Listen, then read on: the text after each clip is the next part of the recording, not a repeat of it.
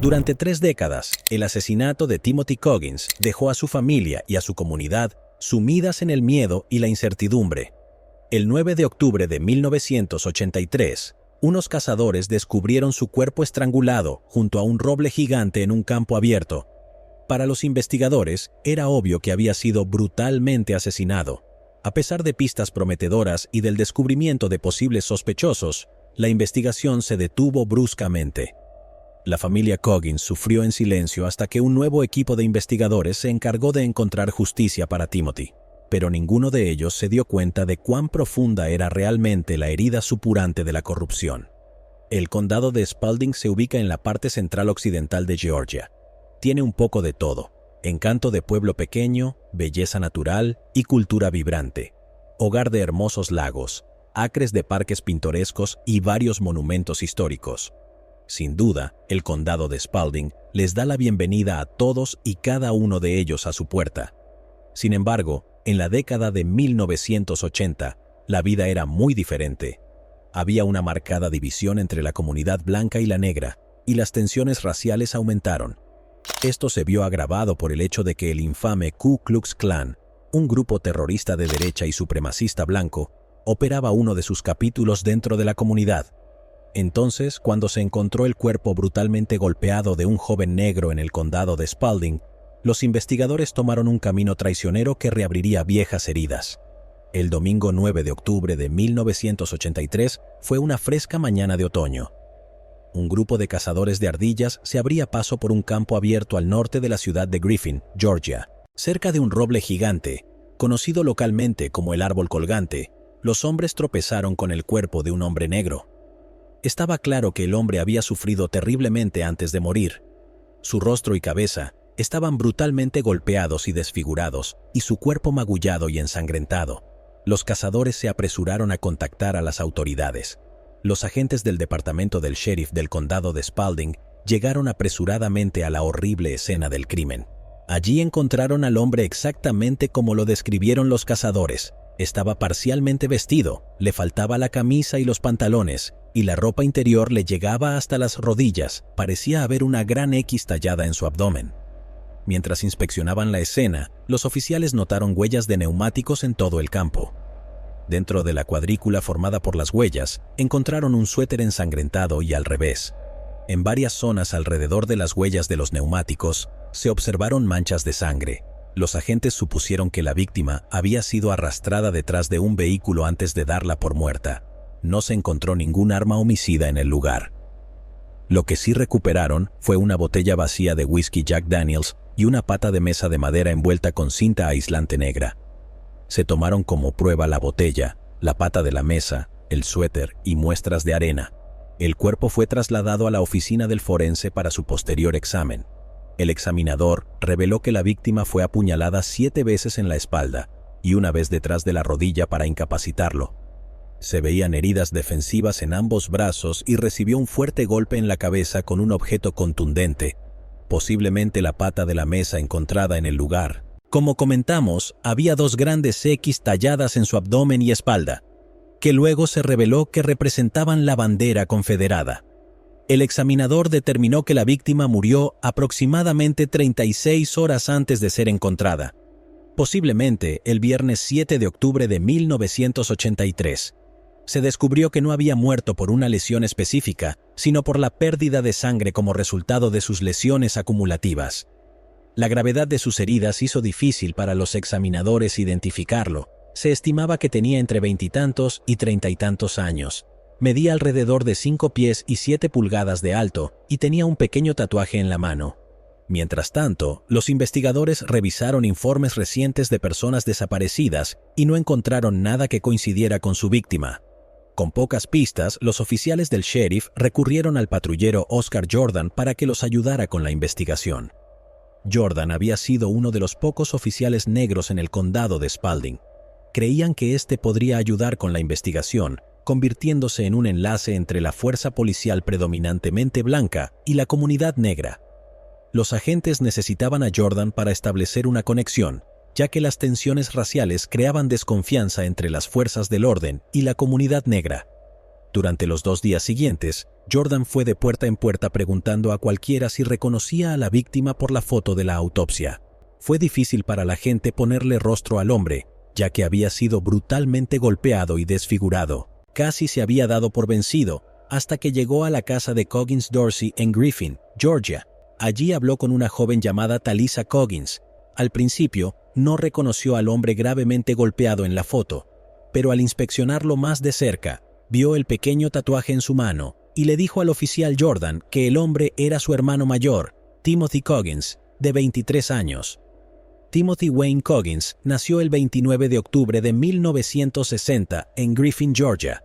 Era el cuarto de 8 hijos, 3 hermanos y 4 hermanas, criados por su madre, Viola, y su padrastro, Robert Dorsey.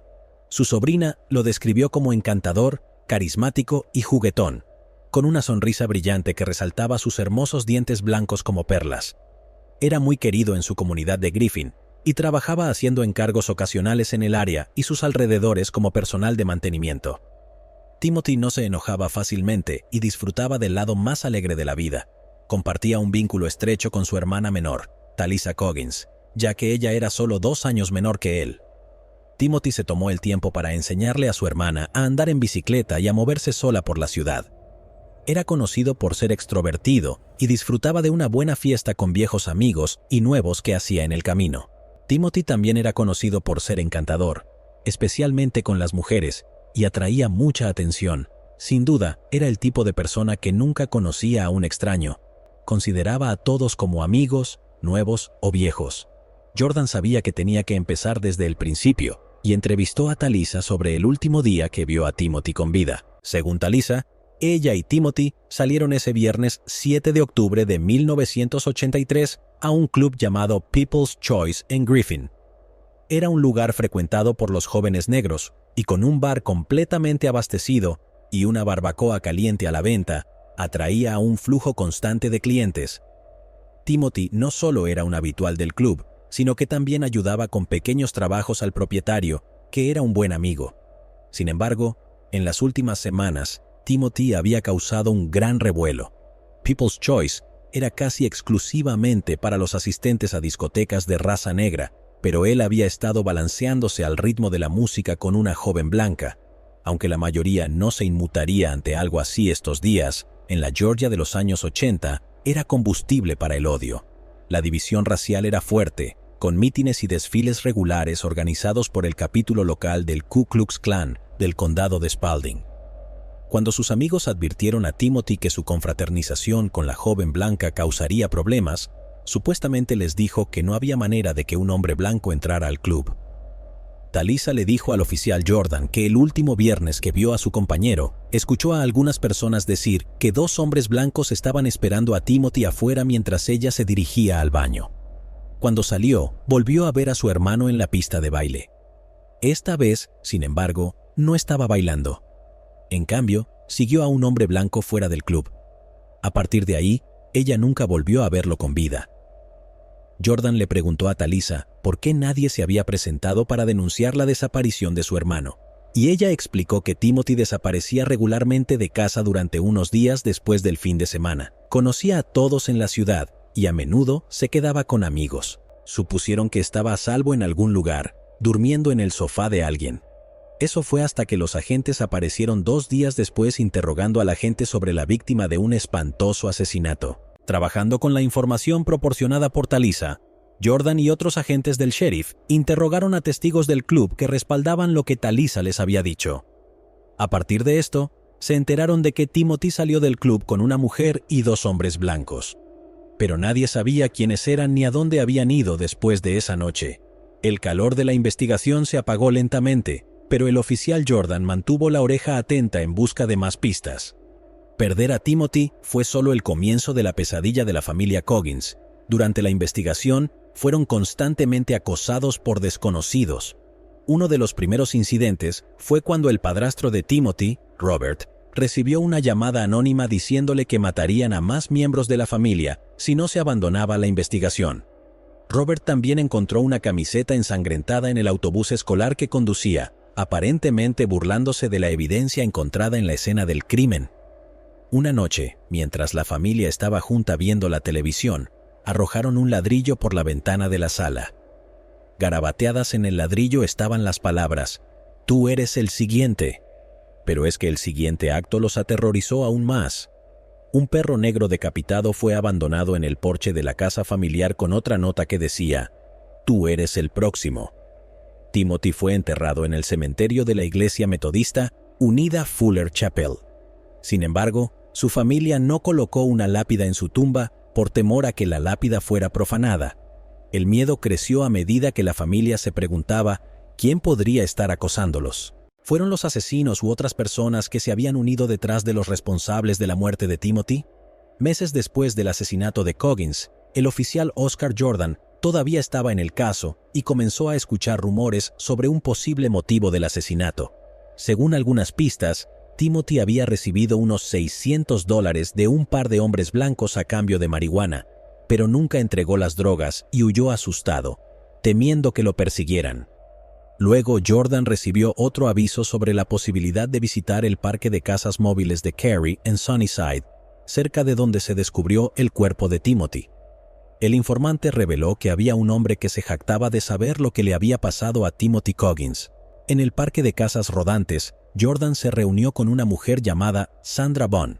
Sandra alegó que, la noche en que asesinaron a Timothy, lo vio en el parque de casas rodantes junto con otras 3 personas, su hermano Frankie Gebhardt, su novia Mickey Guy y el cuñado de Frankie, Bill Moore. Los 4 se subieron a una camioneta y se dirigieron en dirección al árbol colgado. Armado con esta nueva información y los nombres de 3 posibles sospechosos, el oficial Oscar Jordan regresó al equipo de investigación y presentó sus nuevas teorías. Pero tan pronto como encontró la proverbial aguja en el pajar, le quitaron el caso y lo reasignaron a otros investigadores. Jordan fue despedido del equipo y regresó a patrullar mientras un nuevo equipo investigaba el asesinato de Timothy. Frankie Gebhardt fue llamado para ser interrogado mientras los investigadores trabajaban con la información recopilada por Jordan. Durante su entrevista, Frankie les proporcionó una coartada sólida. Estuvo con su novia Mickey Guy toda la noche. Luego llamaron a Mickey, quien confirmó la coartada de Frankie. Según sus declaraciones, nunca habían estado en el club People's Choice, ya que era un establecimiento exclusivamente negro. Afirmaron no haber conocido nunca a Timothy Coggins, ni haber tenido ningún trato con él de ninguna manera. Según las notas compiladas por los investigadores, ninguno de los testigos pudo identificar adecuadamente a las personas que fueron vistas por última vez con Timothy. Los investigadores no lograron seguir la pista de Bill Moore en absoluto. Por su parte, los detectives registraron el remolque de Gebhardt y no encontraron evidencia física que lo vinculara con el crimen. Según las autoridades del lugar, ninguna sangre encontrada coincidía con los tipos de sangre de Gebhardt, Guy o Moore. Las pruebas de ADN todavía estaban en sus primeras etapas y, al parecer, los investigadores habían cerrado la investigación a pesar de la flagrante sospecha de que alguien estaba ocultando algo.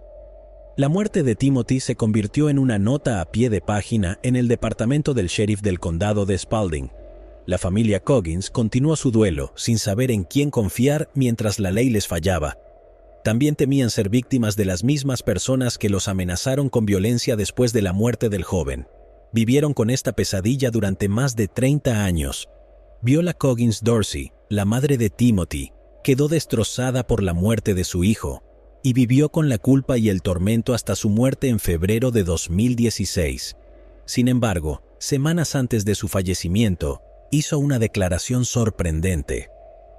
Durante sus momentos de lucidez, Viola le decía a su hija Talisa que los investigadores iban a encontrar a los asesinos de Timothy. Viola dijo que no viviría para ver ese día, pero estaba segura de que alguien encontraría a los asesinos de su hijo.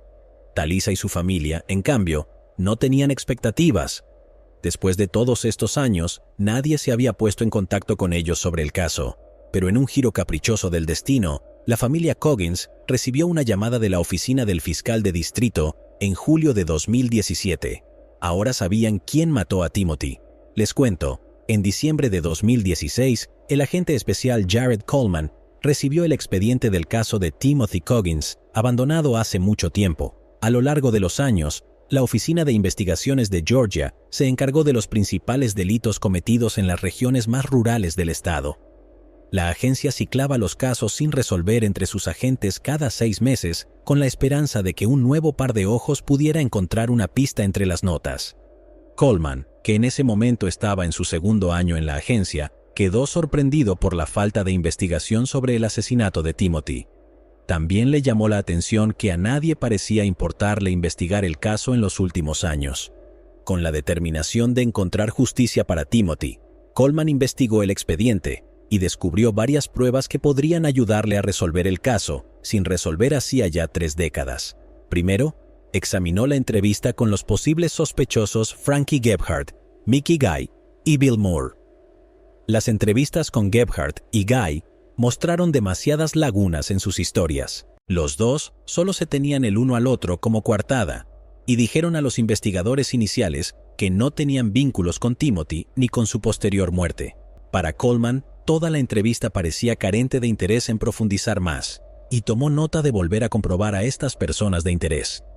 También descubrió que el tercer sospechoso, Moore, había sido completamente ignorado en la investigación. Una mirada más detallada al expediente reveló un desarrollo más reciente en el caso que fue completamente pasado por alto. En 2007, el FBI recibió una carta de un recluso llamado Christopher Vaughn, que cumplía condena tras haber sido acusado de pedófilo. En su carta, Vaughn alegó que tenía información sobre el asesinato del joven. Tenía solo 10 años cuando él y otros cazadores de ardillas descubrieron su cuerpo cerca del árbol colgado en Sunnyside, allá por 1983. En el archivo, Coleman descubrió entrevistas realizadas por investigadores a Vaughn. Sin embargo, parecía que los investigadores no hicieron mucho para seguir las pistas y dejaron que el caso volviera a enfriarse.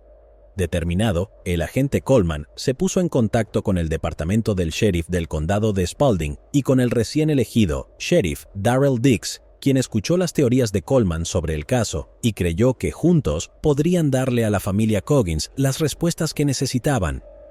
Para el sheriff Dix, el caso también fue una oportunidad para reparar la relación entre la comunidad negra y el departamento del sheriff, dada la difícil historia entre ellos.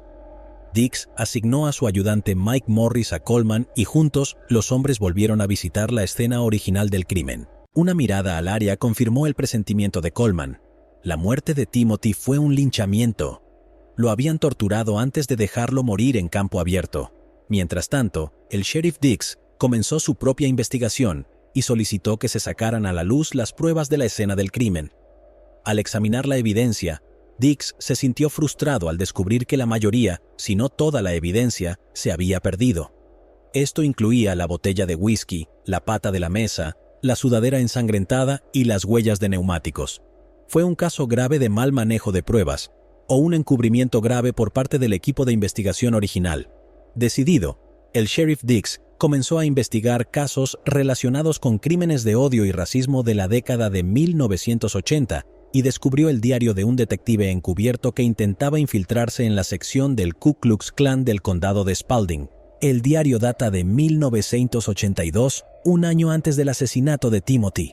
En sus notas, el detective describió sus intentos de unirse a las filas del Klan para descubrir a las personas detrás del grupo de derecha. Fue incorporado al Klan, y uno de los miembros le dijo que ya habían incorporado a varios funcionarios de alto rango del departamento del sheriff del condado de Spalding y del departamento de policía de Griffin. Para el sheriff Dix, estaba claro que las mismas personas que se suponía que ayudarían a resolver el caso estaban, de hecho, saboteando la investigación. Era hora de regresar y volver a visitar a los sospechosos y testigos. Coleman y Dix tenían sus teorías, y el 26 de abril de 2017, Coleman visitó a Christopher Vaughn en prisión. 2 nombres familiares siguieron apareciendo en el testimonio de Vaughn: Frankie Gebhardt y Bill Moore. Vaughn explicó que en 1983 escuchó a Frankie hacer un comentario sobre el asesinato de un hombre negro mientras asistía a una fiesta. A medida que Vaughn crecía, Gebhardt constantemente mencionaba el asesinato de Timothy Coggins y se jactaba de haberlo matado. Gebhardt también confesó que había quemado todas las pruebas que le vinculaban con el asesinato y las había arrojado a un pozo de su propiedad. Pero Vaughn aún no había terminado. Añadió que, la noche del asesinato de Timothy, vio desde la ventana de su dormitorio a los 3 sospechosos, Gebhardt, Guy y Moore, con la víctima. dijo que conocía un posible motivo del asesinato de Timothy. Según Vaughn, Gebhardt se enfureció cuando descubrió que su entonces novia, Mickey, había estado teniendo una aventura. Pero no era solo el asunto lo que lo había irritado. Era el hecho de que estaba teniendo una aventura con un hombre negro. Al escuchar esto, Coleman y su equipo de investigadores creyeron que Mickey era la misma mujer con la que los testigos vieron a Timothy bailando esa noche. Sin embargo, no pudieron confirmar esto porque Mickey se había mudado de Georgia semanas después del asesinato y falleció en 2010. Sin embargo, los investigadores no se dieron por vencidos. Aunque Mickey estaba fuera de escena, todavía tenían 2 sospechosos en su lista. Primero, entrevistaron a Bill Moore. El señor Moore negó con vehemencia conocer a Timothy o estar involucrado en su asesinato. Coleman supo que Moore les estaba mintiendo desde el principio. No lo presionaron más y centraron su atención en Frankie Gebhardt. Gebhardt ya estaba detenido en el centro de detención del condado de Spalding. Estaba detenido por cargos de agresión sexual no relacionados cuando Coleman y su equipo lo visitaron. Gebhardt, de 59 años, negó cualquier conocimiento sobre Timothy Coggins e incluso llegó a afirmar que nunca había oído hablar del caso. Gebhardt negó además haber alardeado del asesinato o haber eliminado pruebas y desafió a los investigadores a cavar el pozo si así lo deseaban. Cuando Coleman le mostró a Gebhardt la foto de Timothy, se enfureció escupiendo lenguaje despectivo y explicando que nunca lo había visto antes. Coleman investigó un poco en el pasado de Gebhardt y descubrió que había pasado toda su vida viviendo en Carey's Mobile Home Park en Sunnyside o cerca de él. Abandonó la escuela y empezó a trabajar como maderero. Los fines de semana, él y su cuñado, Bill Moore, organizaban fiestas salvajes en las que las drogas y el alcohol fluían libremente. Los 2 hombres eran considerados inseparables por quienes los conocían, y ambos tenían tendencia a la violencia, presentándose a menudo en el juzgado local. Se dice que una vez mataron a una vaca en el suelo de la cocina de uno de sus remolques. Dada su inclinación por la violencia, vincularlos con el crimen no era tan descabellado. Y, como pronto descubrió Coleman, muchas personas estuvieron dispuestas a hablar una vez que se difundió la noticia de que los investigadores estaban pisándole los talones a los presuntos asesinos de Timothy.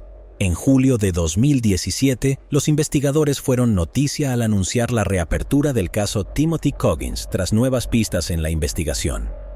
En una entrevista con periodistas, el sheriff Darrell Dix advirtió a los asesinos y a sus cómplices que iban a por ellos.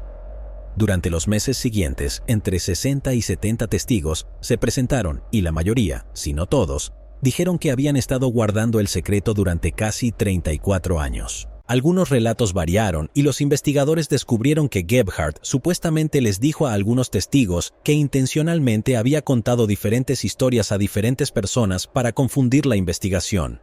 Pero algunos testigos clave se destacaron.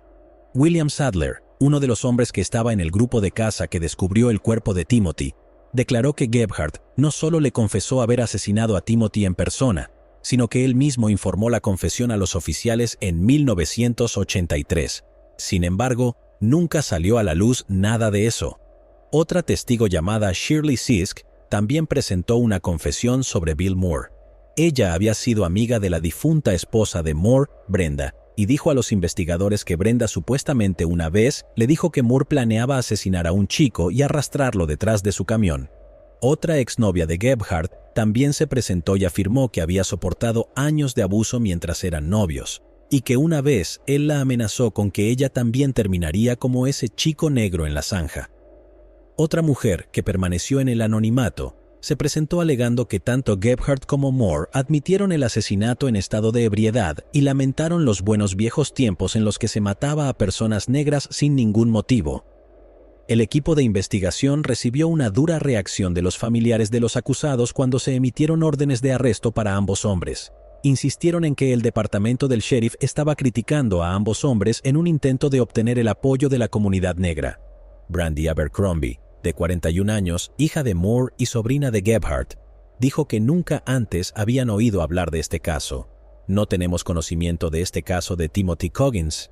Nunca había oído hablar de este caso en toda mi vida, dijo a los periodistas. Pero para los investigadores, había pruebas circunstanciales suficientes para llevar a los 2 hombres ante la justicia. Sin embargo, en un juicio por asesinato, Aún se necesitaba mucho más para que el caso fuera hermético. Creo que es horrible. Es triste que eso suceda. Es interesante saber sobre la zona. Creo, y espero, que descubran la novela policíaca y se haga justicia. Realmente lo hago. La fiscalía aún necesitaba pruebas que, en última instancia, pudieran vincular a estos dos hombres con el crimen. El agente Coleman se reunió con la abogada Marie Brother y le explicó la falta de pruebas debido al mal manejo dentro del departamento del sheriff. Esto frustró al equipo de la fiscalía porque sin la falta de pruebas físicas adecuadas, el jurado podría tomar la dirección contraria.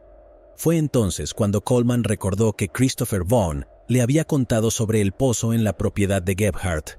El problema era que excavar el pozo significaría destruir la casa de Gebhardt. Coleman y Brother compartían una tenaz determinación de encontrar justicia, y con el tiempo pudieron encontrar una empresa de hidroaspiración en Atlanta que se especializaba en inyectar agua en pozos y aspirar los escombros que quedaban sin causar daños a la propiedad.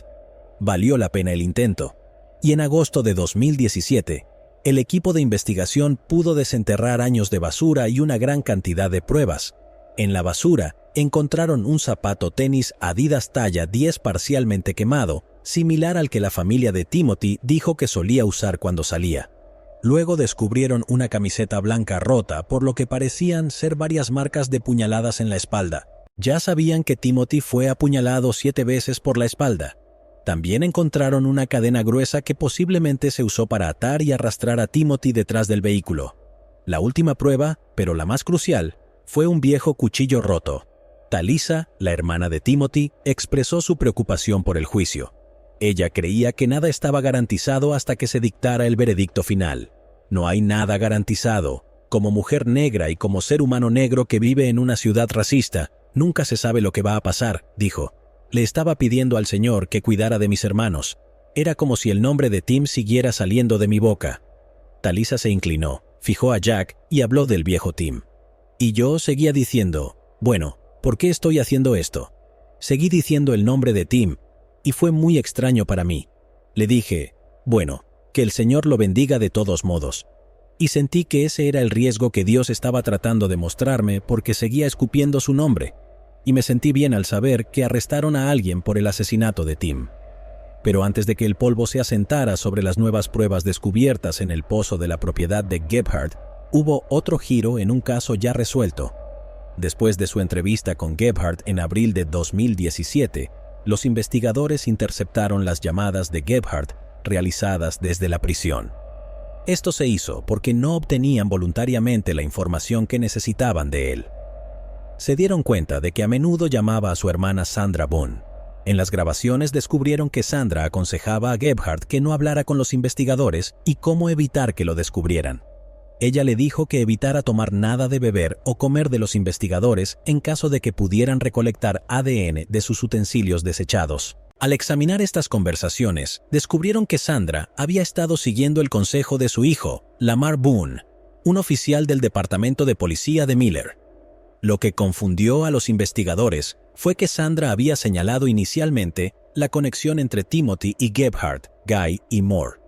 Sus intenciones nunca fueron reveladas, pero los investigadores creyeron que era una muestra de arrogancia que la policía nunca pudiera resolver el caso, a pesar de que los sospechosos los miraban fijamente a la cara.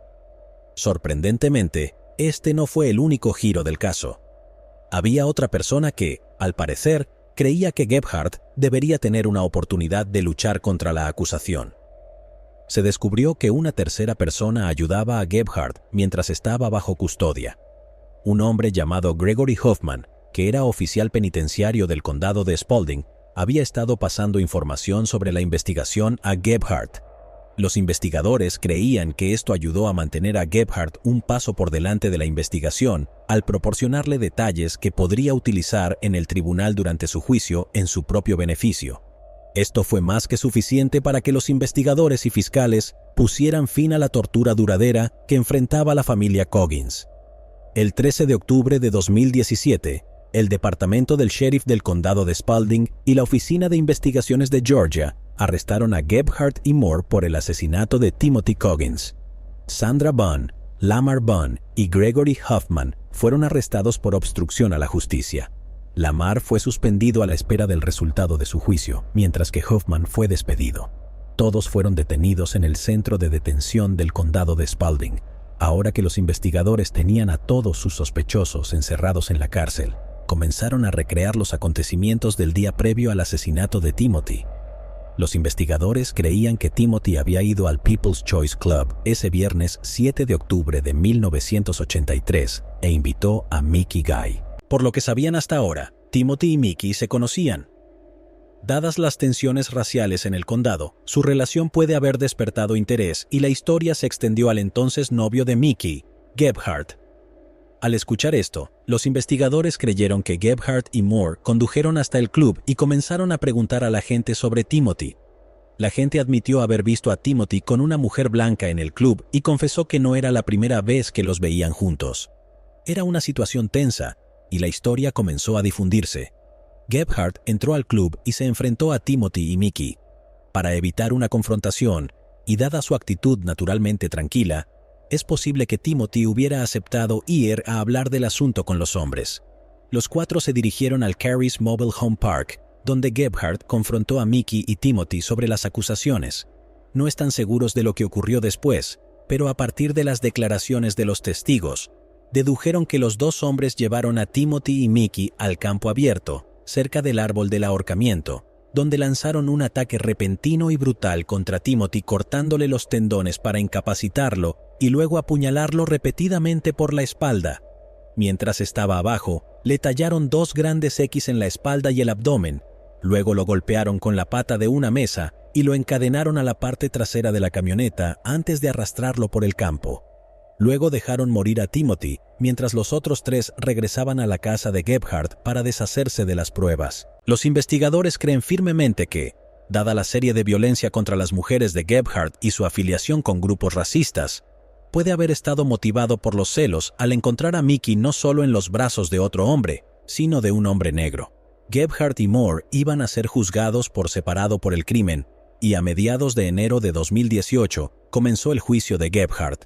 La fiscal Marie Brother comenzó con una apasionada declaración inicial y luego guió al jurado por la escena del crimen y la manera en que Timothy fue asesinado tan cruelmente. Se basaron en el testimonio de testigos, ya que las pruebas de ADN prácticamente se perdieron. La defensa intentó encontrar lagunas en el caso de la fiscalía, señalando que muchos de los testigos eran criminales y que cada uno de las historias había sido diferente. Al final, otro testigo señaló que, como había dicho a los investigadores anteriormente, el objetivo de Gebhardt era contar historias diferentes a diferentes personas para confundir la investigación. Otro agujero en la defensa de Gebhardt fue su incapacidad para dejar de alardear del asesinato. Sin darse cuenta, había señalado a los investigadores dónde había escondido las pruebas del crimen. Aunque no se pudo encontrar ADN de los elementos recuperados, el descubrimiento respaldó las afirmaciones de varios testigos. Esto incluía la afirmación de Christopher Bond de que Gebhardt le contó cómo había eliminado las pruebas en un pozo. Al final, el presidente del jurado dijo que fueron las propias fanfarronadas de Gebhardt las que acabaron con él. Reveló que habían contado 17 veces que Gebhardt admitió el asesinato de una forma u otra. El 26 de junio de 2018, Gebhardt fue declarado culpable de asesinato con malicia, homicidio grave, agresión agravada y ocultación de la muerte de otra persona. En el Tribunal Superior del Condado de Spalding, Estado de Georgia contra William Franklin, demandado por Gebhardt, acción penal, no 18, R105A, habiendo considerado si el Estado ha probado cada elemento de los siguientes delitos, nosotros, el jurado, por unanimidad, decide lo siguiente. Cargo 1, asesinato por malicia, culpable. Cargo 2, asesinato grave, culpable. Cargo 3, agresiones agravadas, culpables. Cargo 4, agresión agravada, culpable. Cargo 5, encubrimiento de la muerte de otro, culpable.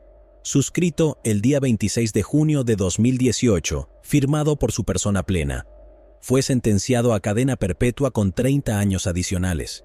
En su sentencia, el juez le dijo a Gebhardt: «Ojalá, señor, haya apuñalado a su última víctima. Permanece en prisión en la prisión estatal de clasificación y diagnóstico de Georgia en el condado de Butts, Georgia». En agosto de 2018, Bill Moore evitó el juicio al declararse culpable de ocultar la muerte de otro, así como de homicidio voluntario. Recibió 20 años de prisión junto con 10 años más de libertad condicional. Bill permaneció en la prisión médica estatal de Augusta hasta su muerte en octubre de 2021. En cuanto a Sandra, su hijo Lamar y Hoffman, cada uno pagó la fianza. Sandra y Lamar pagaron una fianza de unos $700 cada uno y Hoffman pagó una fianza de $35,000. El último informe sugiere que los cargos contra los tres aún no se han resuelto y no ha habido noticias sobre el paradero de los tres individuos desde 2018. Aunque el veredicto no les devolverá a Timothy, el caso de alguna manera ha podido curar heridas que de otro modo se habrían agravado si no se hubiera descubierto la verdad. Durante el juicio, ambas familias hablaron en ocasiones, y después de todo lo dicho y hecho, la hija de Bill Moore, Brandy Abercrombie, quedó abrumada por la emoción. Se disculpó con la familia Coggins por el papel de su familia en la muerte de su querido hermano y tío. Mientras lloraba, Talisa Coggins secó las lágrimas de Brandy y la perdonó por no comprender la enormidad de la situación. Talisa supuso que Brandy habría sido una niña pequeña y le habría costado creer que su padre y su tío pudieran haber cometido semejante crimen. Después de todo lo que los negros han soportado, desde la esclavitud hasta ahora, todavía somos un pueblo que perdona, dijo. La familia Coggins, después de todos estos años, ha podido colocar una lápida en la tumba de Timothy sin temor a ser atacada, o que su tumba sea profanada por quienes una vez lo victimizaron.